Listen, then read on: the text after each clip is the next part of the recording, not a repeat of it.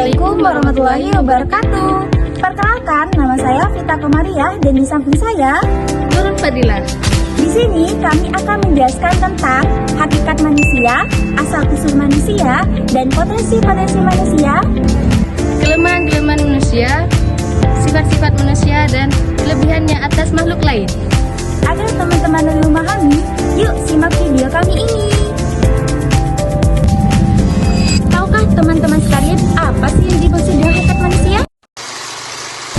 Hakikat manusia adalah esensi atau kebenaran fundamental tentang siapa manusia itu, yang meliputi aspek biologis, psikologis, sosial, dan spiritual, serta akal, moralitas, dan tanggung jawab manusia sebagai makhluk individu dan sosial, terutama sebagai khalifah di bumi. Allah menciptakan manusia dengan akal dan pikiran, sehingga memungkinkan manusia untuk memaksimalkan potensi dalam diri mereka. Sejak lahir, manusia telah dikaruniai hakikat manusia, yakni berupa potensi yang belum menjadi kenyataan, sehingga pendidikan berperan penting untuk memaksimalkan potensi sosial ini untuk menjadi kenyataan. Contohnya, ingin menjadi penyanyi terkenal, seseorang ini harus memiliki bakat bernyanyi dan juga diperlukan pendidikan serta pelatihan agar untuk mencapai dia menjadi penyanyi terkenal. Dimensi hakikat manusia. Dimensi hakikat manusia ini dibagi menjadi 4. Manusia sebagai makhluk individu, manusia sebagai makhluk sosial, manusia sebagai makhluk berakal, manusia sebagai makhluk rohani atau spiritual. Manusia sebagai makhluk individu. Setiap manusia itu memiliki keunikan dan bakat yang berbeda dan tidak ada duanya atau sama persis. Yang kedua, manusia sebagai makhluk sosial.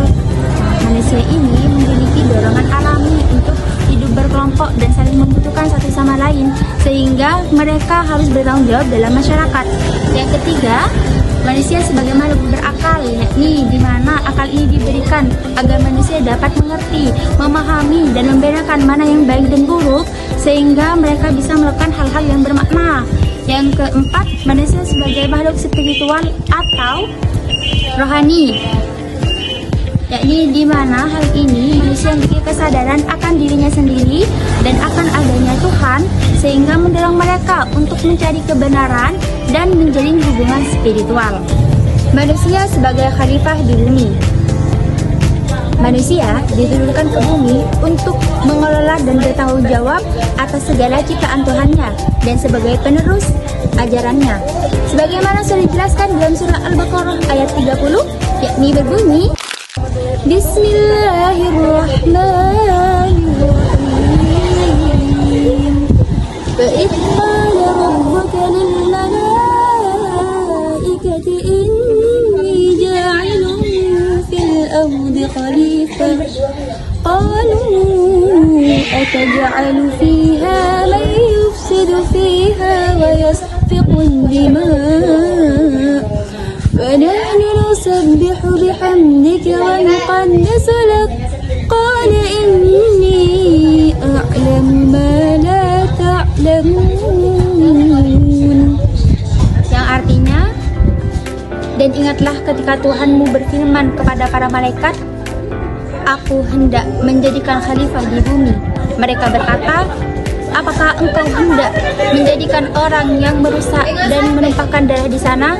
Sedangkan kami selalu memuji dan menyucikan namamu. Dia berfirman, sesungguhnya aku mengetahui apa yang tidak kamu ketahui. Nah, dalam surat itu Allah menjelaskan bahwa Allah Maha mengetahui segalanya. Asal-usul manusia. Tahukah teman-teman bagaimana sih terjadinya asal-usul manusia? Menurut pandangan Islam, manusia pertama itu adalah Nabi Adam yang tercipta dari saripati tanah, dan sudah dijelaskan juga dalam firman Allah dalam surah Al-Mu'minun ayat 12-14 yang berbunyi, Bismillahirrahmanirrahim.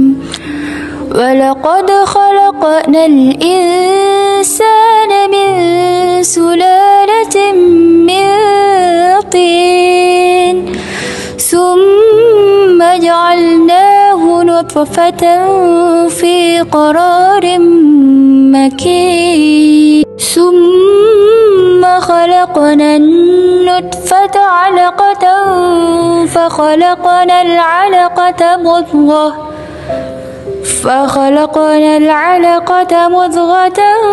فخلقنا المضغة عظاما فكسونا العظام لحما ثم أنشأناه خلقا آخر فتبارك الله أحسن الخالقين. Yang artinya, dan sungguh kami telah menciptakan manusia dari seripati tanah, kemudian kami jadikan sperma, air mani itu kami jadikan segumpal darah, alaqah, lalu segumpal darah itu dijadikan segumpal daging mudghah, dan segumpal daging itu kami jadikan tulang belulang. Lalu tulang belulang itu kami bungkus dengan daging, kemudian kami menjadikannya makhluk yang berbentuk lain. Maha suci Allah. Apa sih potensi manusia? Potensi manusia adalah kemampuan dan bakat mendasar yang ada dalam diri setiap orang dan dapat dikembangkan menjadi kekuatan nyata untuk mencapai kehidupan yang lebih baik dan memuaskan. Potensi manusia ada 5, yaitu yang pertama, potensi sosial emosional. Potensi ini seperti kemampuan untuk berinteraksi dan menjalin hubungan baik dengan orang lain. Kedua, potensi kultural dan etika. Potensi ini untuk menciptakan, mewarisi, dan mengembangkan budaya serta nilai-nilai moral dan etika yang membimbing kehidupan. Ketiga, potensi intelektual atau akal pikiran, seperti kemampuan untuk berpikir, mengerti, dan menyimpan memori. Keempat, potensi spiritual atau jiwa dan hati nurani. Kemampuan ini berkaitan dengan nilai-nilai ketuhanan, spiritualitas, ketentraman, dan kedamaian batin. Kelima, potensi fisik, meliputi seluruh anggota tubuh dan alat indera manusia seperti penciuman, pendengaran, penglihatan, peraba, dan perasa. Tahukah teman-teman apa saja kelemahan manusia? Kelemahan manusia meliputi sifat keluh kesah, kikir, tergesa-gesa, zalim, bodoh, ingkar, tidak bersyukur, melampaui batas, serta lebih mencintai duniawi. Sifat-sifat ini sudah digambarkan dalam Al-Quran surah An-Nisa ayat 28, yang artinya Allah hendak memberikan keringanan-keringanan kepadamu dan manusia dijadikan dalam keadaan lemah. Ayat ini sudah menjelaskan bahwa manusia secara kodrati sudah memiliki sifat kelemahan. Memahami kelemahan ini penting untuk introspeksi diri sehingga manusia dapat menyadari sifat-sifatnya dan berusaha untuk memperbaiki diri serta meningkatkan kesabaran dan ketangguhan iman dalam menghadapi kehidupan. Di sini saya akan menjelaskan tentang sifat-sifat manusia. Sifat manusia sangat beragam dan dapat dikelompokkan menjadi sifat positif seperti jujur, ramah, hormat, dan optimis, serta sifat negatif seperti pesimis, egois, pembangkang, dan kikir. Berdasarkan sifat dan karakter umum yaitu ada 2, sifat positif dan sifat negatif. Sifat positif seperti jujur. Jujur itu seperti berkata dan bertindak sesuai kenyataan dan membangun kepercayaan. Dan yang kedua yaitu ramah.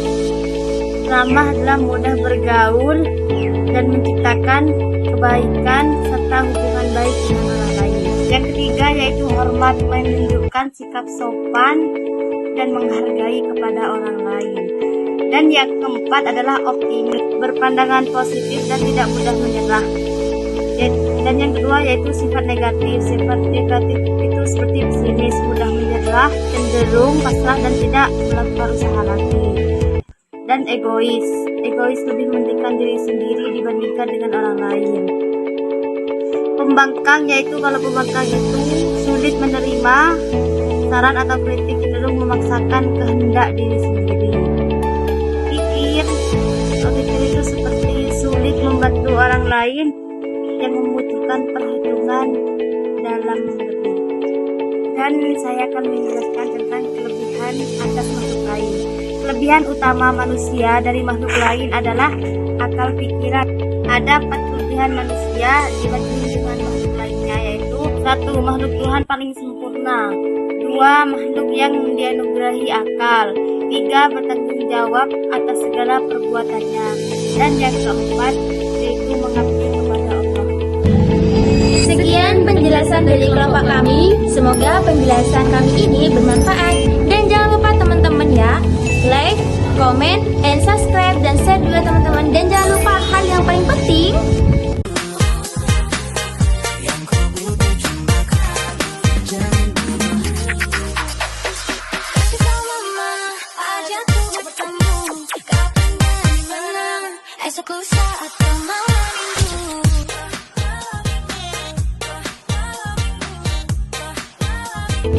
wassalamualaikum warahmatullahi wabarakatuh.